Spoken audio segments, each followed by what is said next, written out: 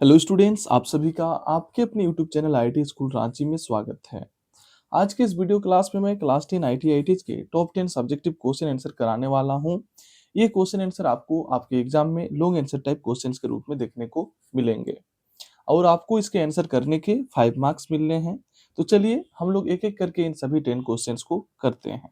पहला क्वेश्चन है हमारा, सॉफ्टवेयर क्या है? सॉफ्टवेयर क्या है? सॉफ्टवेयर के प्रकारों का उदाहरण सहित वर्णन करें। यानी कि आपको यहाँ सॉफ्टवेयर का डेफिनेशन भी देना है, इसके टाइप्स को भी बताना है और साथ ही साथ इसके एग्जाम्पल भी बताना है। इंग्लिश में भी क्वेश्चन को देखिए, what is software? Describe the types of software with examples. Software का डेफिनेशन भी बताना है, उसका टाइप भी बताना है और उसका एग्जाम्पल भी बताना है। चलिए इसका आंसर हम लोग देखते हैं। देखिए सॉफ्टवेयर का पहले डेफिनेशन देखते हैं। सॉफ्टवेयर का डेफिनेशन क्या है? तो सॉफ्टवेयर क्या है? सॉफ्टवेयर निर्देशों यानी इंस्ट्रक्शंस और प्रोग्रामों का समूह है। सॉफ्टवेयर क्या होता है? तो सॉफ्टवेयर निर्देशों यानी इंस्ट्रक्शंस और प्रोग्राम्स का समूह होता है जो कंप्यूटर को यह बताता है कि क्या करना है और कैसे करना है। बहुत ही सिंपल लैंग्वेज में डेफिनेशन लिखा हुआ है, आप इसे आराम से समझिएगा। आप इसको फिर से एक बार देखिए। सॉफ्टवेयर क्या है? तो सॉफ्टवेयर निर्देशों और प्रोग्रामों का समूह होता है जो कंप्यूटर को यह बताता है कि क्या करना है और कैसे करना है। ठीक है, अब आप लोग इसका टाइप्स को देखिए। इसका टाइप्स में क्या बताया जा रहा है, देखिए। सॉफ्टवेयर का जो टाइप होता है, सॉफ्टवेयर दो टाइप के होते हैं। एक होता है सिस्टम सॉफ्टवेयर और दूसरा होता है एप्लीकेशन सॉफ्टवेयर। सॉफ्टवेयर दो दो टाइप के होते हैं, सिस्टम सॉफ्टवेयर और एप्लीकेशन सॉफ्टवेयर। सिस्टम सॉफ्टवेयर क्या है? तो यह कंप्यूटर के हार्डवेयर को नियंत्रित करता है। सिस्टम सॉफ्टवेयर क्या करता है? कंप्यूटर के हार्डवेयर को कंट्रोल करता है और अन्य सॉफ्टवेयर को चलाने में सहायता करता है। पहला काम क्या हुआ? हार्डवेयर को कंट्रोल करना। और दूसरा काम क्या हुआ? और जो सॉफ्टवेयर होते हैं उन सॉफ्टवेयर को चलाना, अन्य सॉफ्टवेयर को चलाना। इसका एग्जाम्पल क्या है? अब सिस्टम सॉफ्टवेयर का एग्जाम्पल होता है विंडोज, लिनक्स, मैक ओएस और एंड्रॉयड। ये आपके एग्जाम्पल हैं। नेक्स्ट है एप्लीकेशन सॉफ्टवेयर। एप्लीकेशन सॉफ्टवेयर क्या है? तो यह उपयोगकर्ता के विशेष कार्यों को करने के लिए प्रयोग किया जाता है। जो यूजर होते हैं उसके जो कार्य होते हैं उसको करने के लिए एप्लीकेशन सॉफ्टवेयर का प्रयोग किया जाता है। इसका एग्जाम्पल क्या क्या है, देखिए। तो एप्लीकेशन सॉफ्टवेयर का एग्जाम्पल है MS Word, MS Excel, PowerPoint, paint और ब्राउजर। आप यहाँ पर आपको सॉफ्टवेयर का डेफिनेशन तो याद रखना ही है। आपको यहाँ मुख्य रूप से इसका जो एग्जाम्पल है, एग्जाम्पल बहुत बार ऑब्जेक्टिव में भी पूछा जाता है। इस एग्जाम्पल को आप याद रखेंगे तो आपके लिए अच्छा रहेगा। आपको इसका एग्जाम्पल जरूर याद रखना है, एप्लीकेशन सॉफ्टवेयर का भी और सिस्टम सॉफ्टवेयर का भी। अब सिस्टम सॉफ्टवेयर का एग्जाम्पल क्या क्या है, देखिए। विंडोज, लिनक्स, मैक ओएस और एंड्रॉयड। आपको ऑब्जेक्टिव में ऐसा पूछता है कि इनमें से कौन सा सिस्टम सॉफ्टवेयर है या नहीं है। उसी तरह से एप्लीकेशन सॉफ्टवेयर का भी बनता है। तो आप इन दोनों के एग्जाम्पल भी साथ में याद रखेंगे। डेफिनेशन भी याद रखना है, टाइप्स भी याद रखना है और उसका एग्जाम्पल भी याद रखना है। तो सिस्टम सॉफ्टवेयर हुआ विंडोज, लिनक्स, मैक ओएस और एंड्रॉयड। और एप्लीकेशन सॉफ्टवेयर में हुआ MS Word, MS Excel, PowerPoint, paint और ब्राउजर। चलिए अब हम लोग नेक्स्ट क्वेश्चन करते हैं। नेक्स्ट क्वेश्चन क्या है, देखिए। नेक्स्ट क्वेश्चन में है कंप्यूटर मेमोरी क्या है। मेमोरी के बारे में पूछा गया है कि कंप्यूटर मेमोरी क्या है, मेमोरी के प्रकारों का उदाहरण सहित वर्णन करें। यहाँ भी आपको कंप्यूटर मेमोरी का डेफिनेशन बताना है, उसका टाइप्स बताना है और मेमोरी का साथ ही साथ एग्जाम्पल भी बताना है। तो चलिए हम लोग इसका पहले डेफिनेशन देखते हैं। डेफिनेशन क्या है, देखिए।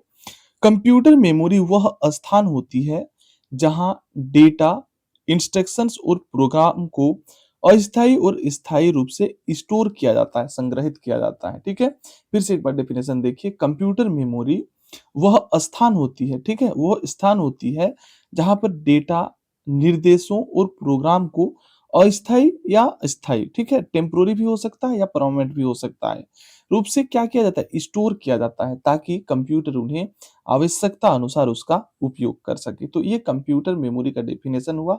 अब हम लोग इसका टाइप्स देखेंगे। अब आप यहाँ इसका कंप्यूटर मेमोरी का टाइप्स देखिए, टाइप्स क्या क्या है। कंप्यूटर मेमोरी का जो पहला टाइप होता है वह होता है प्राइमरी मेमोरी और जो दूसरा टाइप होता है वो होता है सेकेंडरी मेमोरी। ठीक है?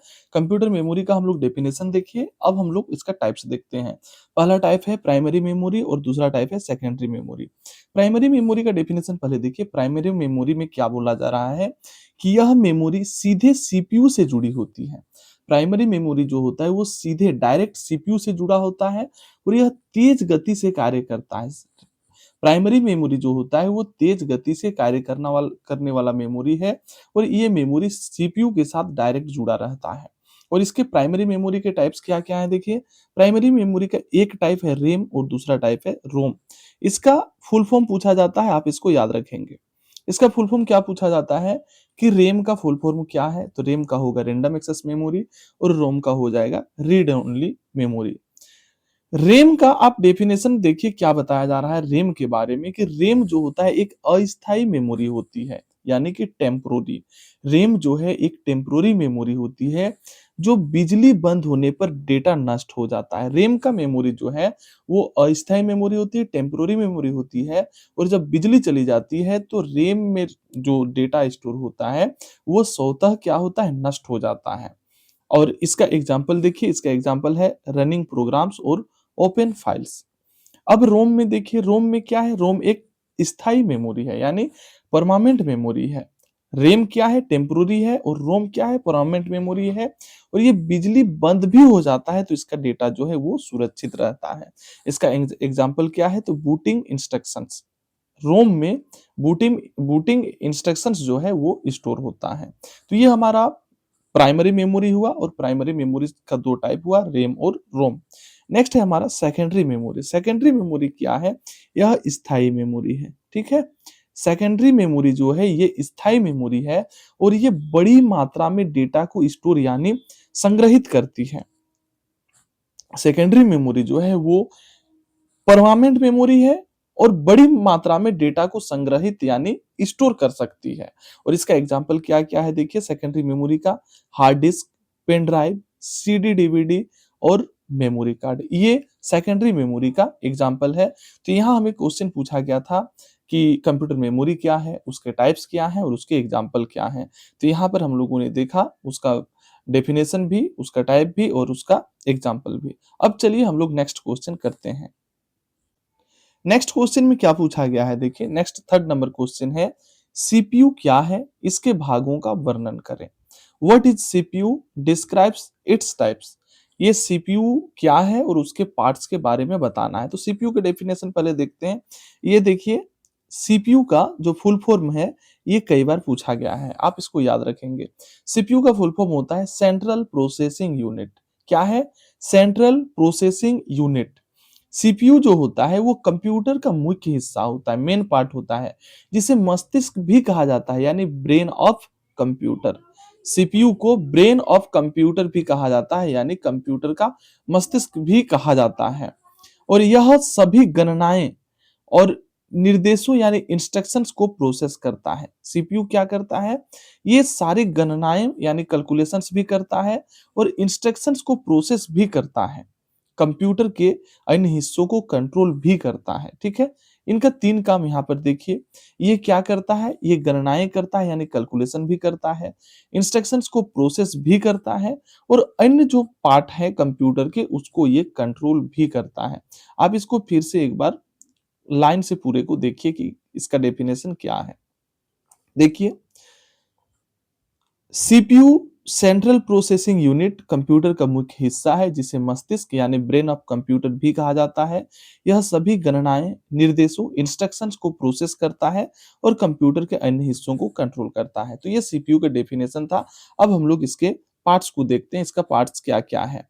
सीपीयू का पार्ट्स है, पहला पार्ट है एएलयू, जिसे अर्थमेटिकल लॉजिकल यूनिट भी कहते हैं। आप इसका फुल फॉर्म याद रखेंगे, कंप्यूटर में फुल फॉर्म बहुत बार पूछा जाता है। और सेकंड है सीयू, कंट्रोल यूनिट और थर्ड है रजिस्टर। यहां पर देखिए, एलयू पहला जो पार्ट है उसका डेफिनेशन में क्या कहा गया है कि अर्थमेटिकल लॉजिकल यूनिट यानी एएलयू जो है वो गणना करता है। गणना यानी एडिशन, सब्ट्रैक्शन, मल्टीप्लिकेशन और डिवीजन। एलयू क्या करता है? गणना यानी कैलकुलेशन करता है। क्या-क्या कर सकता है? एडिशन, सब्ट्रैक्शन, मल्टीप्लिकेशन और डिवीजन। और लॉजिकल ऑपरेशंस भी करता है। लॉजिकल ऑपरेशंस एंड और नोट का भी काम ये करता है। नेक्स्ट है सीयू, कंट्रोल यूनिट। सीयू में क्या है देखिए, यह सीपीयू के कार्यों और कंप्यूटर के बाकी हिस्सों को कंट्रोल करता है। सीयू क्या करता है कि सीपीयू के जो कार्य है उसको भी करता है और कंप्यूटर के बाकी हिस्सों को कंट्रोल करने का काम करता है। इसका देखिए नीचे सेकंड लाइन में क्या लिखा गया है कि इंस्ट्रक्शंस फेच, डिकोड और एग्जीक्यूट करने में मदद करता है। तो सीयू जो है सीपीयू का बहुत इंपॉर्टेंट पार्ट है, सीयू कंट्रोल यूनिट। नेक्स्ट है रजिस्टर। रजिस्टर भी बहुत इंपॉर्टेंट है। देखिए रजिस्टर क्या है, बहुत लोगों को एएलयू और सीयू तो पता होता है लेकिन रजिस्टर नहीं पता है। रजिस्टर क्या है देखो, यह सीपीयू के अंदर बहुत छोटी और तेज मेमोरी होती है। रजिस्टर क्या है? रजिस्टर एक मेमोरी है। रजिस्टर क्या है?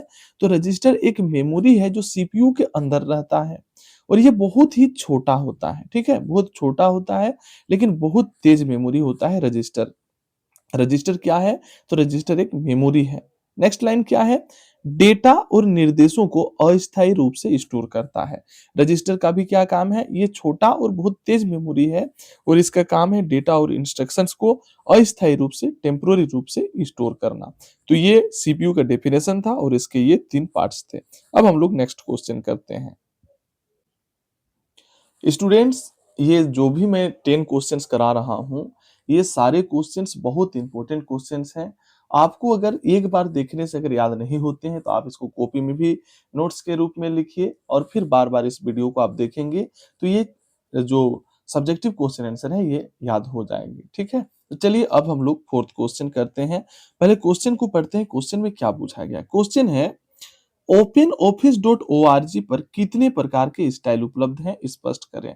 यानी कि टाइप्स ऑफ स्टाइल, स्टाइल के टाइप को बताना है और इसका पूरा एक्सप्लेन करना है कि स्टाइल जो है वो कितने टाइप के हैं और ये क्या-क्या काम करते हैं। तो चलिए हम लोग देखते हैं स्टाइल के टाइप। स्टाइल के कितने टाइप होते हैं देखिए, ओपन ऑफिस डॉट org में मुख्य रूप से 5 प्रकार के स्टाइल उपलब्ध होते हैं, ठीक है? 5 टाइप्स के स्टाइल अवेलेबल होते हैं। पहला स्टाइल क्या है देखिए, पहला है पैराग्राफ स्टाइल, दूसरा है कैरेक्टर स्टाइल। पैराग्राफ स्टाइल में क्या बता रहा है देखिए, पैराग्राफ स्टाइल क्या होता है कि यह पूरे पैराग्राफ के लिए फॉर्मेटिंग निर्धारित करता है। पैराग्राफ स्टाइल में क्या होता है? पैराग्राफ स्टाइल में यहाँ पर पूरा फॉर्मेटिंग जो है वो निर्धारित करता है पैराग्राफ स्टाइल। इसमें क्या-क्या होता है एग्जांपल देखिए, इसमें अलाइनमेंट होगा, लाइन स्पेसिंग होगा और इंडेंटेशन होगा। नेक्स्ट देखिए कैरेक्टर स्टाइल। कैरेक्टर स्टाइल में क्या है? कैरेक्टर स्टाइल केवल सिलेक्टेड टेक्स्ट या कैरेक्टर के लिए फ़ॉन्ट और रंग तय करता है। कैरेक्टर स्टाइल क्या करता है? केवल सिलेक्टेड टेक्स्ट, ठीक है?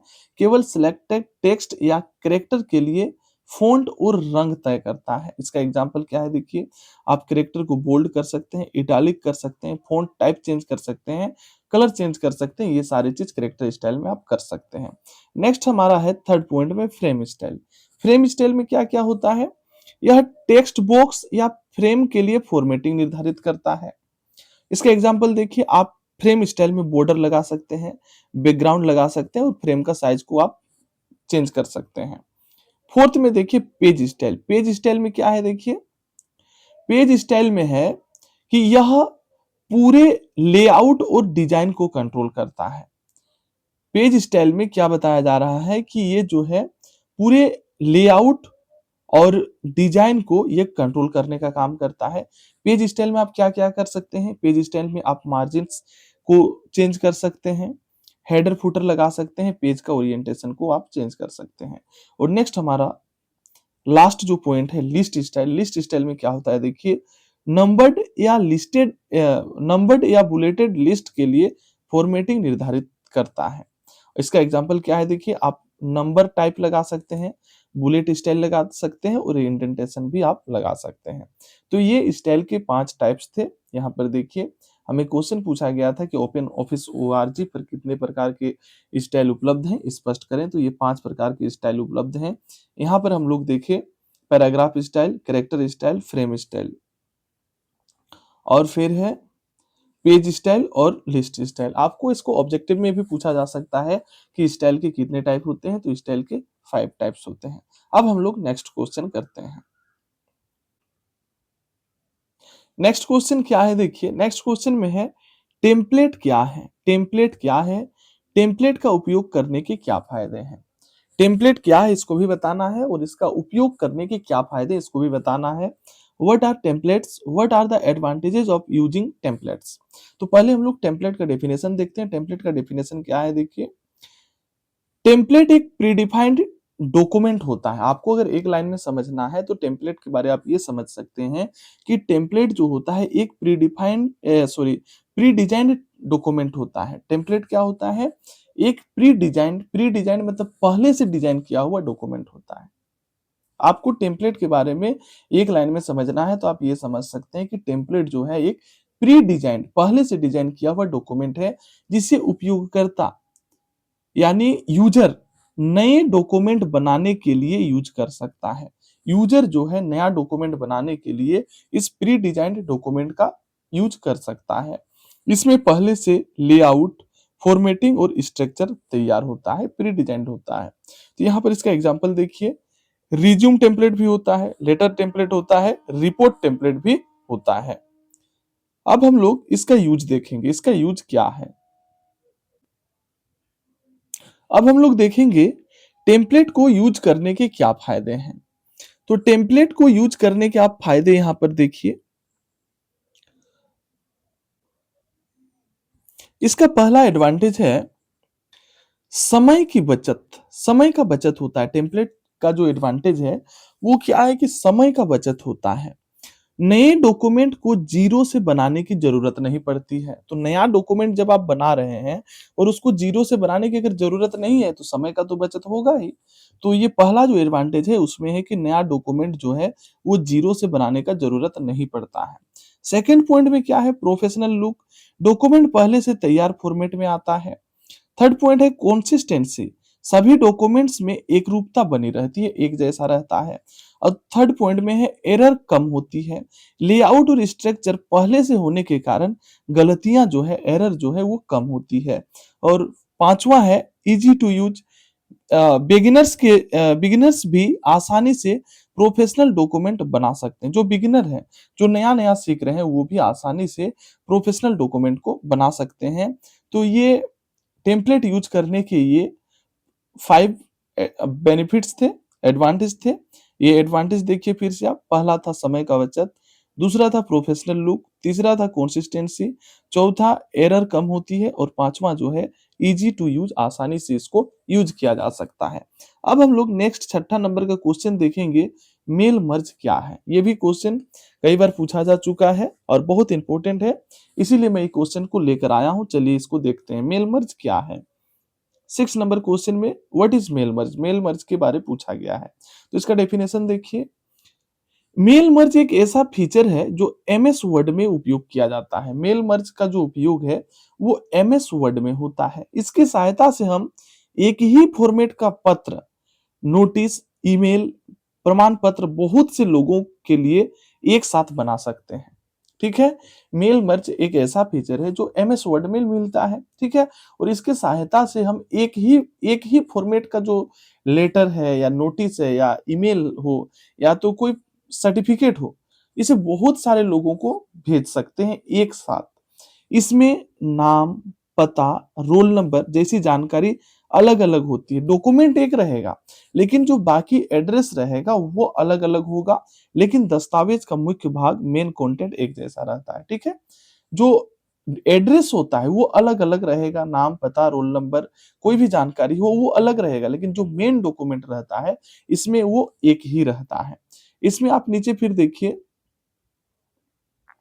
नीचे है मेल मर्ज में मुख्य रूप से दो फाइलें होती है। मेल मर्ज में फाइल का दो टाइप होता है, दो पार्ट होता है। ठीक है, फाइल जो है वो दो पार्ट में होता है। पहला है मेन डॉक्यूमेंट, इसमें पत्र, नोटिस का फॉर्मेट लिखा होता है। और दूसरा है डेटा स्ट्रक्चर, इसमें लोगों की जानकारी, नेम, एड्रेस आदि होती है। इसका उपयोग क्या है देखिए, इसका उपयोग है एक साथ कई लोगों को पत्र भेजने के लिए ये मेन उपयोग है कि एक साथ आपको कई लोगों को अगर एक ही लेटर भेजना है अलग अलग एड्रेस पर, तो आप इसका मेल मर्ज का उपयोग करेंगे। फिर से समझिए, लेटर एक है, एड्रेस अलग अलग है और आपको एक साथ भेजना है सारे लोगों को, तो आप मेल मर्ज का प्रयोग करके उसको भेज सकते हैं। दूसरा पॉइंट है प्रमाण पत्र, एडमिट कार्ड, आईडी कार्ड बनाने के लिए भी इसका उपयोग किया जाता है। और तीसरा पॉइंट है स्कूल, बैंक, ऑफिस के कार्यों में इसका यूज होता है। यहाँ पर लास्ट लाइन जो लिखा है आप इसको देखिए, इसमें लिखा है मेल मर्ज, मेल मर्ज समय की बचत करता है। ये जो आप पूरा पॉइंट को इस एक लाइन में समझिए मेल मर्ज के बारे में, कि मेल मर्ज समय की बचत करता है और एक ही डॉक्यूमेंट को कई व्यक्तियों के लिए आसानी से तैयार करता है। ये सभी जितना भी हम लोग देखे, जितना पॉइंट देखे, जितना लाइन देखे, उसको आपको एक में अगर समेटना है तो आप इस लाइन को देखिए कि मेल मर्ज समय की बचत करता है, एक ही डॉक्यूमेंट को कई व्यक्तियों के लिए आसानी से तैयार करता है। अब हम लोग नेक्स्ट क्वेश्चन देखेंगे मैक्रोज के बारे में कि मैक्रोज क्या है। मैक्रोज का डेफिनेशन देखिए, व्हाट इज मैक्रोज। मैक्रोज एक ऐसी सुविधा है जो एमएस वर्ड और एक्सेल जैसे सॉफ्टवेयर में उपलब्ध होती है। मैक्रोज जो है वो एक ऐसा सुविधा है जो एमएस वर्ड और एक्सेल में आपको देखने को मिलेगा। इसका उपयोग बार बार किए जाने वाले कार्यों को, रिपीटेटिव टास्क को अपने आप ऑटोमेटिकली करने के लिए उपयोग किया जाता है। मैक्रो का उपयोग जो है वो कोई ऐसा काम हो जिसका उपयोग आपको बार बार करना है, रिपीटेटिव काम है, तो टास्क है, तो उसको आप ऑटोमेटिक करने के लिए मैक्रो का उपयोग कर सकते हैं। मैक्रो में हम किसी कार्य के स्टेप्स को रिकॉर्ड कर लेते हैं। मैक्रो क्या करता है, कोई काम काम को वो रिकॉर्ड कर लेता है और बाद में एक ही कमांड या शॉर्टकट से वही कार्य दोबारा आप करा सकते हैं। आप इसको 2 बार 3 बार पढ़ेंगे, नोट्स के रूप में कॉपी में भी उतारेंगे तो ये आपको आसानी से समझ में आ जाएगा। नीचे देखिए, मैक्रो की मदद से समय की बचत होती है। मैक्रो में भी मेल मर्ज के जैसा ही समय का बचत होता है, काम जल्दी होता है और सही तरीके से होता है। आदमी को चाहिए यही कि क्या चाहिए, समय का बचत हो, काम जल्दी हो और सही तरीके से काम हो। इसे खासकर डेटा एंट्री, फॉर्मेटिंग, कैलकुलेशन जैसे कामों के लिए उपयोग किया जाता है। किस किस काम में उपयोग होता है, डेटा एंट्री में, फॉर्मेटिंग में, कैलकुलेशन में। इसका एग्जांपल देखिए, अगर किसी दस्तावेज में बार बार heading, bold, font change, colour देना हो तो इन सभी स्टेप्स को रिकॉर्ड करके मैक्रो बनाया जा सकता है। इस एग्जांपल को आप अच्छे से समझिएगा। और आपको अगर मैक्रो को, पूरे मैक्रो को अगर एक लाइन में समझना है तो इस लाइन को समझिए। मैक्रो काम को आसान करता है, तेज करता है और ऑटोमेटिक करता है। ये 3 काम मैक्रो से हो सकता है, काम ईजी हो जाएगा, फास्ट हो जाएगा और ऑटोमेटिक हो जाएगा। तो ये मैक्रो का काम था। अब हम लोग नेक्स्ट क्वेश्चन देखेंगे, कॉपी पेस्ट और कट पेस्ट कमांड के बीच क्या अंतर होता है। Differentiate between copy paste and cut paste command. Copy paste और कट पेस्ट कमांड में क्या डिफरेंस है, आप एक एक करके, यहाँ 5 डिफरेंस दिए गए हैं, आप इस डिफरेंस को देखिए। इसका डिफरेंस देखिए, पहले हम लोग देखेंगे कॉपी पेस्ट, फिर देखेंगे कट पेस्ट। कॉपी पेस्ट का मीनिंग क्या है देखिए, सिलेक्ट की गई टेक्स्ट या ऑब्जेक्ट की कॉपी बनाई जाती है। कॉपी कॉपी पेस्ट में क्या होता है, कोई चीज को आप सिलेक्ट किए हैं, उस सिलेक्ट किए गए जो जो भी चीजें हैं उसको आप कॉपी करना है तो आप कॉपी पेस्ट का प्रयोग करेंगे। और कट पेस्ट में क्या होता है, सिलेक्ट की गई टेक्स्ट या ऑब्जेक्ट को काट कर दूसरी जगह ले जाया जाता है। इसमें कॉपी पेस्ट में क्या है, आप चीजों को एक जगह से दूसरी जगह, सेम चीजों को आप लाना चाह रहे हैं। और कट पेस्ट में क्या है, एक जगह से हटाकर आप दूसरी जगह ले जाना चाहते हैं। नेक्स्ट पॉइंट, सेकंड पॉइंट क्या है, ओरिजिनल डेटा पर प्रभाव। ओरिजिनल डेटा पर क्या प्रभाव पड़ता है, ओरिजिनल डेटा अपनी जगह पर बना रहता है। अब आप डिफरेंस को समझिएगा। कॉपी पेस्ट में क्या होता है, ओरिजिनल डेटा अपने जगह पर बना रहता है, लेकिन कट पेस्ट में क्या होता है, ओरिजिनल डेटा अपनी जगह से हट जाता है। नेक्स्ट पॉइंट क्या है देखिए, नेक्स्ट पॉइंट में है इसका जो पर्पस है, इसका जो उद्देश्य है उसको आप देखिए। एक ही डेटा को कई स्थानों पर उपयोग करने के लिए, एक डेटा को आपको कई जगह पर उपयोग करना है तो उसके लिए आप कॉपी पेस्ट का प्रयोग करेंगे। और कट पेस्ट में क्या है, डेटा को एक स्थान से दूसरे स्थान पर ले जाने के लिए इसका प्रयोग किया जाता है। कॉपी पेस्ट में क्या हुआ, एक डेटा को एक स्थान के अलावा और स्थान पर भी उपयोग करना है तो आप उसको कर सकते हैं। और कट पेस्ट में एक जगह से हटाकर दूसरी जगह ले जाने के लिए होता है। इसका शॉर्टकट देखिए, कॉपी पेस्ट का शॉर्टकट होता है, कॉपी का हो जाएगा कंट्रोल सी और पेस्ट का हो जाएगा कंट्रोल भी। कट पेस्ट में क्या होगा, कंट्रोल एक्स और कंट्रोल भी। ये पूछा जाता है, आप इसको याद रखेंगे। इसका एग्जाम्पल देखिए, किसी पैराग्राफ की कॉपी बनाकर दूसरी जगह ले जाना, दूसरी जगह लगाना, किसी पैराग्राफ की कॉपी बनाकर दूसरी जगह लगाना, और कट पेस्ट में है किसी सेंटेंस को काटकर नई जगह लगाना। तो ये कॉपी पेस्ट और कट पेस्ट का डिफरेंस था, आप इसे याद करेंगे। अब हम लोग नेक्स्ट क्वेश्चन देखेंगे, बहुत इंपॉर्टेंट क्वेश्चन है। देखिए, रेम और रोम के बीच क्या डिफरेंस है। Differentiate between RAM and ROM. RAM और रोम में क्या अंतर है। पहला देखिए, इसका जो पूरा नाम है रैंडम एक्सेस मेमोरी होता है। मैंने पहले भी बताया, आप इसका जो फुल फॉर्म है याद करेंगे, ये पूछा जाता है। रेम का पूरा नाम होता है रैंडम एक्सेस मेमोरी और रोम का पूरा नाम होता है रीड ओनली मेमोरी। इसका नेचर क्या है, प्रकृति क्या है, तो रेम जो है वो अस्थायी मेमोरी है यानी टेम्पोररी मेमोरी है, और रोम जो है वो स्थायी मेमोरी है यानी परमानेंट मेमोरी है। नेक्स्ट थर्ड नंबर है डेटा स्टोर।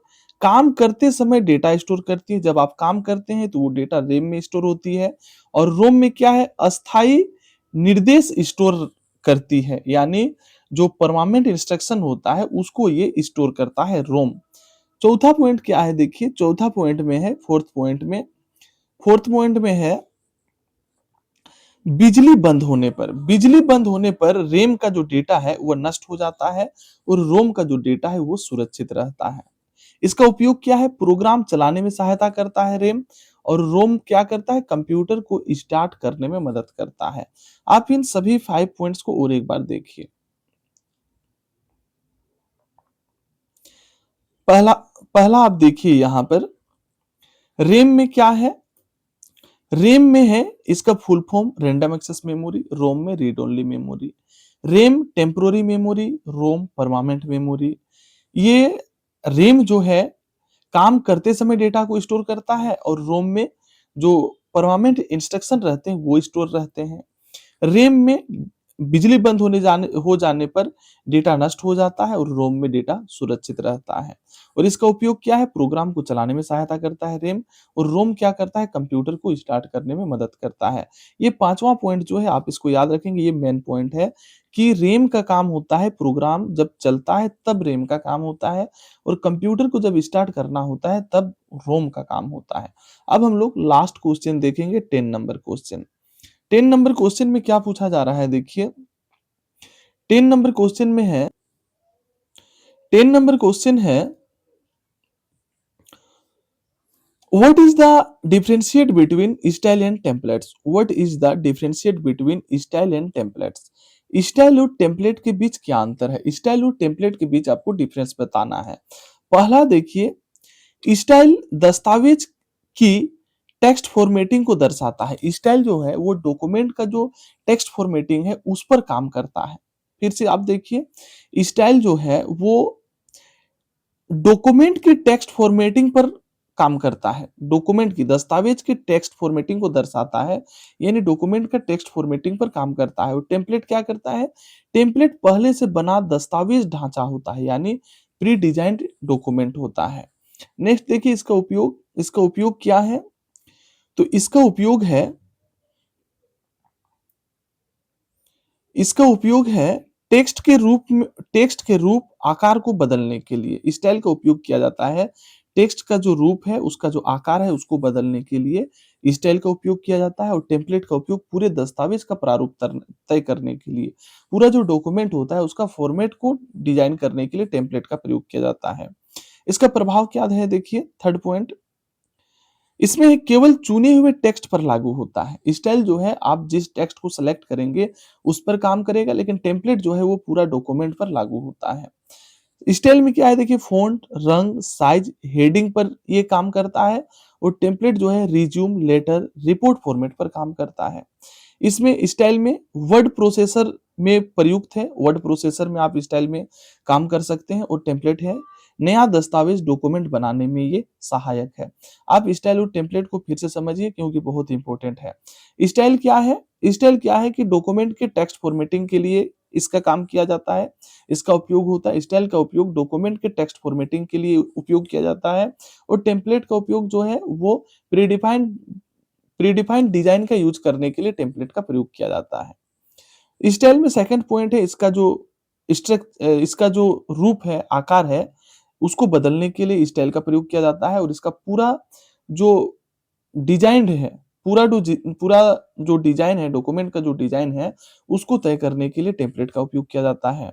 और स्टाइल में थर्ड पॉइंट क्या है, जिस टेक्स्ट को आप सेलेक्ट कीजिएगा उसी पर काम करेगा और टेम्पलेट जो है पूरा डॉक्यूमेंट पर काम करता है। स्टाइल में फ़ॉन्ट, रंग, साइज, हेडिंग को आप बदल सकते हैं और टेम्पलेट में आप रिज्यूम, लेटर, रिपोर्ट फॉर्मेट बना सकते हैं। स्टाइल जो है वर्ड प्रोसेसर में प्रयुक्त होता है और टेम्पलेट नया डॉक्यूमेंट बनाने में सहायक होता है। स्टूडेंट्स, यहाँ पर जो हमारा 10 क्वेश्चंस था वो कंप्लीट हो गया है। आपको एक मैं बात बता दूं कि ये सब्जेक्टिव क्वेश्चन आंसर का पार्ट ए था। इसके बाद मैं पार्ट बी लेकर आऊंगा, वहां भी आपको 10 क्वेश्चंस देखने को मिलेंगे। ये क्वेश्चन आंसर पहले भी एग्जाम में छपे हैं और एग्जाम में और छपने की इस बार भी संभावना है। वैसे क्वेश्चन आंसर को मैं लेकर आया था। आप इसे सीरियस लेंगे और आप इसे पढ़ेंगे, आप इसे वीडियो को आप बार-बार देखना है तो वीडियो को बार-बार देखिए, आपको नोट्स बनाना है तो नोट्स बनाइए और आपको अगर इसका पीडीएफ नोट्स चाहिए तो हमारे आप टेलीग्राम चैनल को आप जॉइन कीजिए।